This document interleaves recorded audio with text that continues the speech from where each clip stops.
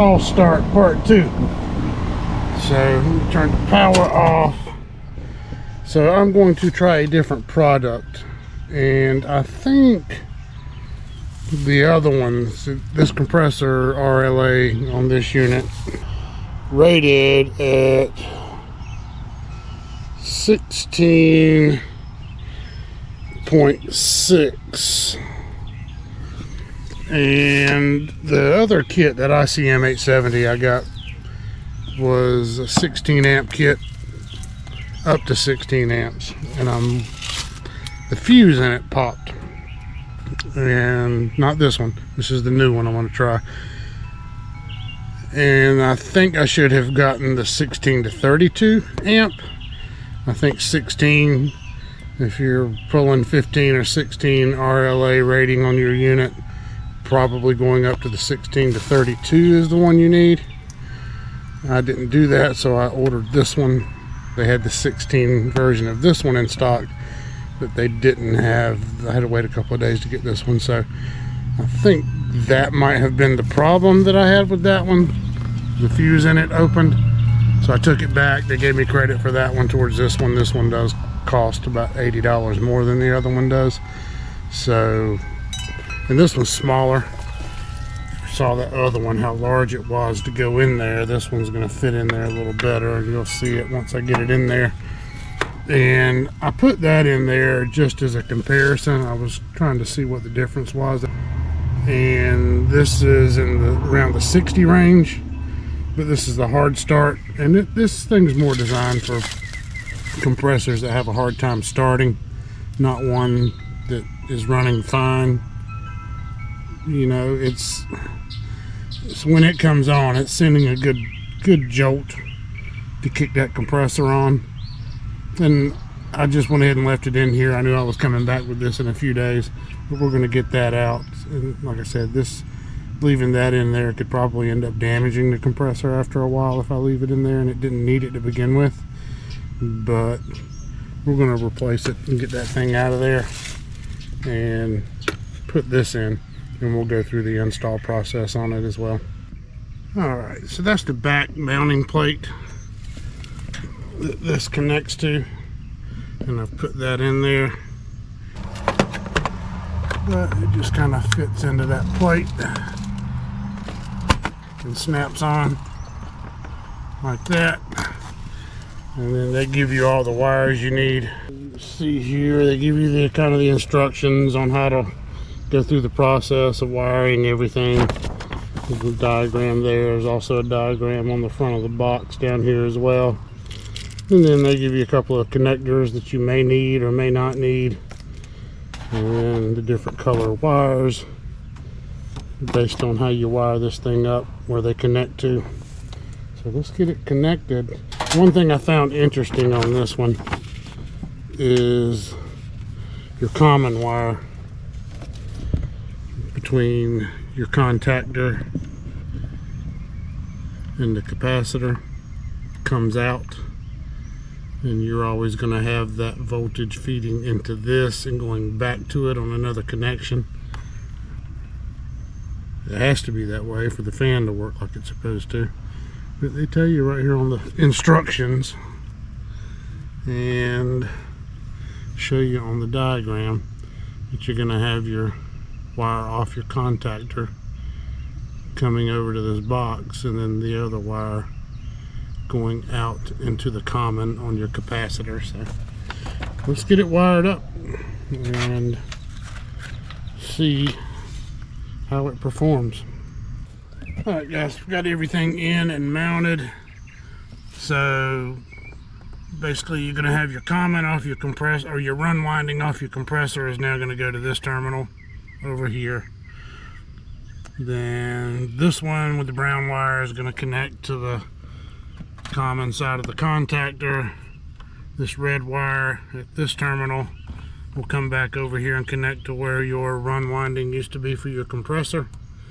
Then you're going to have these other two wires. The blue one comes over here and connects to HRM on the capacitor right there, and then the black one comes back over to the common side of your compressor. right there. So we're going through a 100-degree heat wave every day. If this thing quits working, I'm gonna be pissed. But we're gonna give it a shot real quick, and we're gonna see how this affects our inrush on this thing. So I don't know, can you see better with the light on or not? I don't know, it matters right there. Turn it on, thermostat should be calling.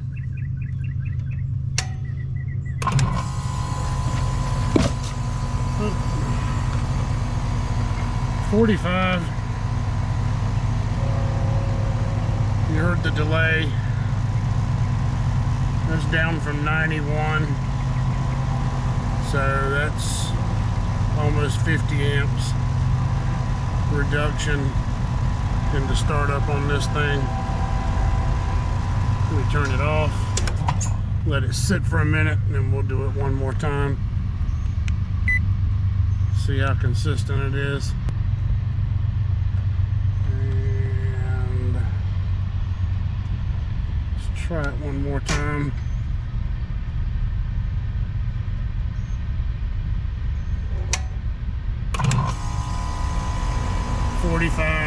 Pretty consistent.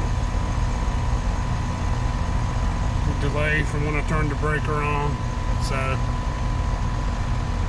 I think this is going to be better. We'll see how long it lasts. Hot out here. If it breaks, then we're going to do a video of this and a shotgun. Alright guys, so far this thing has been in here for a day and a half. I haven't had any issues with it.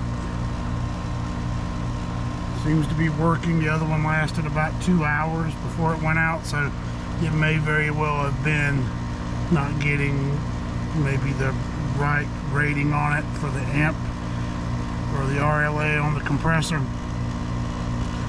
But you got your little fault code LED up there. Everything seems to be running fine. And right now we're pretty much 2 days into 100-degree weather every day, and this thing's been starting perfectly fine and running. I actually did get a couple of amp draws on it. I rechecked it down in the mid to upper 30s, so on the inrush.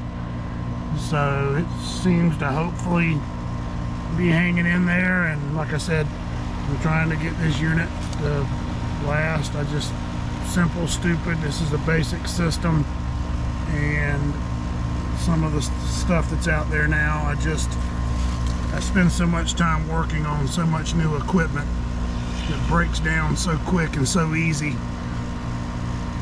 and I would just like to keep this thing running. It works fine. The utility bills are fine.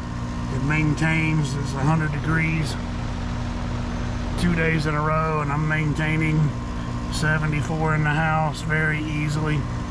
I mean, not easily. This thing's running a lot more, obviously. The run times have gone up, but I mean, it's just when it's that hot outside, your units are going to run a lot. So hopefully that'll help it get through. And I'm probably going to go ahead and replace my fan motor. I bought the OEM motor for this unit. That's the original one. I have the OEM replacement for it in the building out there. I bought it just in case. I just wanted to go back with the same motor that was in it instead of one of those cheap truck stock universal style motors. That thing was real hot when I was putting that in. When I got finished, I popped the top and cleaned the coil out on this thing, and that motor was good and hot. So it's probably not far away from the thermal temperature on it. I haven't had that problem yet, but I really don't want to have that problem. So I'm probably going to get up in the morning and while it's cool outside and swap that motor out. Just taking precautions. But that's the kind of unit I want. Something I can easily repair, maintain. Like I said, I haven't added refrigerant to this unit since the day it was put in. I haven't had a problem with that. Copper coil inside, copper coil outside, no micro channel crap. So I mean, if it maintains what I want to in the house, which is usually around mid 70s, I don't keep it real cold. Except at night, about 9-10 o'clock, I'll pop it down to 72, but it stays on about 75, 76 during the day, sometimes 74. Right now in this weather, I've got it set on heat, man.